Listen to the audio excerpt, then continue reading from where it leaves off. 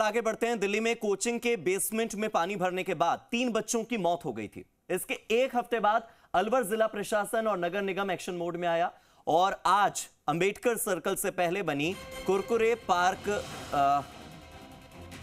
Coaching institute को notice चस्पा दिया।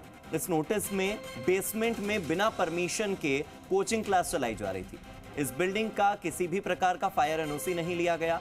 यहां पर 3 मंजिल की एक बिल्डिंग तैयार की गई। इस पर जाने के लिए एक सीढ़ी का इस्तेमाल किया जाता है, यानी अगर कोई आग लग जाए, कहीं कोई पानी भर जाए, कोई इमरजेंसी सिचुएशन बन जाए तो बच्चों का फंसना तय है।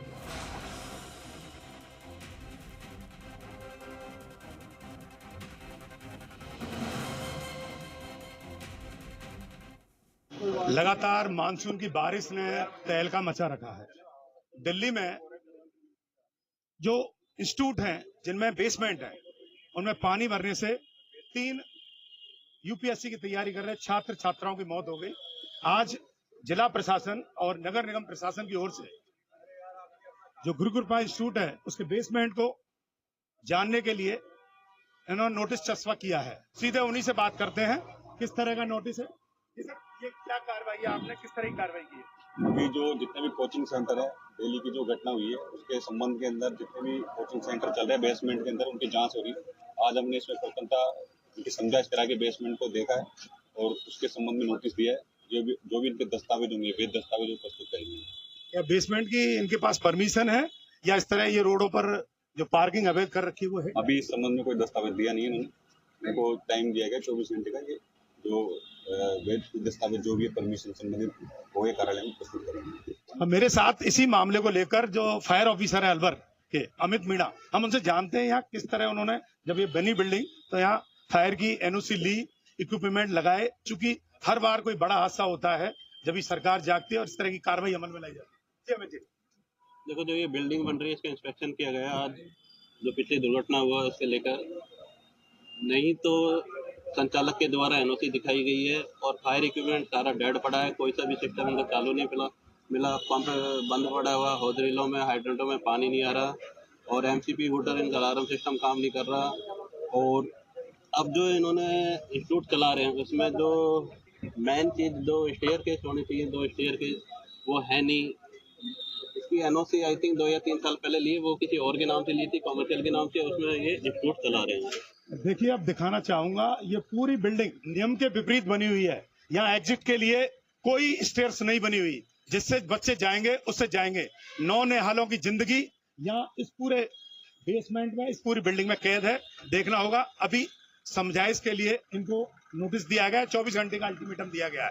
किस तरह एक बड़ी दुखंतका हुई दिल्ली में, उसके बाद अब अलवर में प्रशासन जागा है और नगर निगम लगातार इस कार्रवाई को अमल में ला रहा है। देखना होगा इस पर कब कार्रवाई होती है। चूंकि जो फायर ऑफिसर है उन्होंने बताया कि यहाँ पर किसी भी प्रकार की एनओसी नहीं है। कोई बड़ी दुर्घटना होती है तो कौन जिम्मेवार होगा? वीडियो जर्नलिस्ट लक्ष्य क्षत्रिय के साथ स्वदेश कपिल, जी मीडिया, अलवर। और अलवर से मेरे सहयोगी स्वदेश कपिल जुड़ चुके हैं। सीधे स्वदेश का रुख करते हैं। स्वदेश कपिल, इमरजेंसी एग्जिट के लिए केवल एक सीढ़ी, फायर एनओसी उनके पास है नहीं। 3 लोगों की मौत दिल्ली में हुई, 3 लोगों की मौत बेसमेंट में आज डूब जाने की वजह से जयपुर में हुई। क्या अब अलवर में भी 3-4 मौतों का इंतजार हो रहा है? और क्या वो गुरुकृपा कोचिंग में होगी?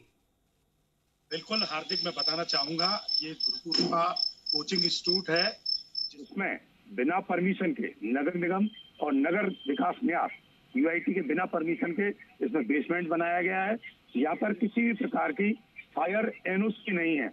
सबसे बड़ी बात है, अलार्म हॉर्न नहीं है, हाइड्रो में इनके सामान नहीं है। अगर बात करें तो हमेशा एक बायलॉज होता है बिल्डिंग का, जब भी 2 मंजिल से ऊपर बिल्डिंग बनती है उसमें 2 स्टेयर बनाए जाते हैं, एक जाने के लिए, एक एग्जिट के लिए। इस बिल्डिंग में केवल एक है। अगर बच्चे, छोटे छोटे बच्चे पढ़ते हैं 9वीं क्लास से ऊपर के, तो उनके लिए कोई सुविधा नहीं है। अगर यहाँ आज 7 दिन बाद नगर निगम प्रशासन और जिला प्रशासन की टीम पहुंची, उन्होंने 24 घंटे का नोटिस चस्पा किया कि आप अपने दस्तावेज लेकर निगम कार्यालय में आए और हमें बताएं कि ये बेसमेंट किस परमिशन से बना। इन्होंने एनओसी की परमिशन ली, जो फायर की परमिशन है वो आज से 3 साल पहले ली। जो वहाँ इक्विपमेंट लगे हुए हैं उनमें गैस नहीं है, बेकार पड़े हुए हैं। अगर कोई बड़ा हादसा होता है। इससे पहले जोधपुर में हादसा हो चुका है जहाँ बिल्डिंग से बच्चे नहीं, तो कूद के मरे अगर थे। कोई हादसा अब होता है ऐसा मतलब क्या? अब अगर की भी कोई गुंजाइश बचती नहीं है ना, जो चीजें आप बता रहे हैं उसके बाद मुझे नहीं लगता कि अगर की कोई गुंजाइश बचती है। हादसा होना लगभग तय है, यहां पर मौत होनी लगभग तय है। बच्चों की जान को जोखिम में डालकर उन्हें पढ़ाने का हक किसने दिया इन्हें? क्या इनके अपने बच्चे नहीं है? क्या इनका अपना परिवार नहीं है जो अलग अलग शहरों से आने वाले बच्चों को यहां पर बुलाते हैं और उसके बाद इस तरह से कोचिंग में सारे नियमों की धज्जियां उड़ाकर उन्हें पढ़ाते हैं?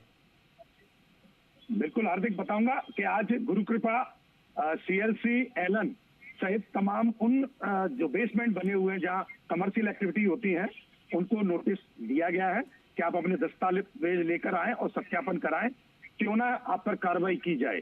पर यहाँ प्रशासन 7 दिन तक इस चीज को रोके रखा। जब दबाव बनाया गया तो जब इनको नोटिस दिए गए, नोटिस देने के दौरान इन्होंने मीडिया कर्मियों से अभद्रता भी की। ये बोले कि यहाँ आपको आना ही नहीं चाहिए। मतलब क्यों नहीं आना चाहिए? क्यों नहीं आना चाहिए? क्या अगर यहां पर बच्चों की जान जोखिम में डाल रहे हैं, दूसरे परिवारों के बच्चों से पैसे ऐंठ कर, लोगों की गाढ़ी कमाई का रुपया ऐंठ कर उनके बच्चों को जान से मारने की षड्यंत्र रची जा रही है, तो मीडिया दिखाएगा नहीं क्या? बिल्कुल हार्दिक, हमने दिखाना चाहा, उस दरमियान इन लोगों ने उसका अपोज किया और ये लोग 10-15 से अधिक लोग इकट्ठे हो गए। जब उस दरमियान हमने जो रेवेन्यू ऑफिसर है नगर निगम के और फायर ऑफिसर, उनसे जानना चाहा तो उनको भी रोक रहे थे। आप हमारे हायर अथॉरिटी से बात करिए, मीडिया में कुछ नहीं बोलिए। मतलब इन्होंने एक ताना बाना बन चुका है। कोचिंग संस्थान जितने भी हैं, ये लोग चाहते हैं कोई कार्रवाई ही नहीं हो। मतलब एक तो सीना जोरी, ऊपर से दादागिरी, ये दोनों नहीं तो ये तो कोचिंग संस्थान के मालिक है ना, ये पूरे के पूरे अलवर के मालिक हैं क्या? इन्होंने अलवर खरीद लिया है, अलवर पुलिस को खरीद लिया है, जी राजस्थान को खरीद लिया है क्या, या पूरे के पूरे देश को खरीद लिया है? ये केवल खरीदना जानते हैं उन बच्चों के माँ बाप को जो खेती किसानी करके बड़ी मुश्किल से पैसा इकट्ठा करते हैं, अपने बच्चों की पढ़ाई पर लगाते हैं कि बच्चों का भविष्य सुधरेगा।